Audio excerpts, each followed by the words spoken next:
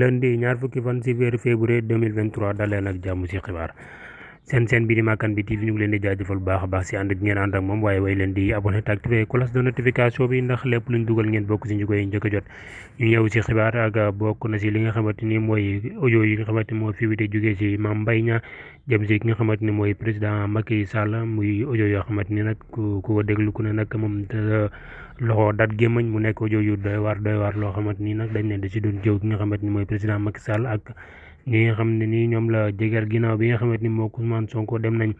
foofu noonu sa tribunal te ñoom nag seen procès boobu noonu ñu renvoyé waat ko ba jëmmi jamono ñoom ñaar nag si fàttali ki nga xamante ni mooy Ousmane Sonko nag da ko jiñoon li nga xamante ni mooy dafa sàcc 29 milliards te rapport boobu noonu maanaam rapport IGF bi épinglé ko Mame Mbaye Niang nag weddi woon loolu ba tax mu portoon plainte ki nga xamante ni mooy Ousmane Sonko yóbbuwoon ko foofu noonu sa tribunal ñoom ñaar nag seen àtte boobu noonu dàq nañ ko ba jëmmi jamono waaye loolu bi weesoo nag ñu jot ay audio yoo xamante ni mu ngi circulé ci réseaux sociaux yi rawat na nag li nga xamante ni mooy YouTube kii di Mame Mbaye Niang nag di jëw ki nga xamante ni mooy président Macky Sall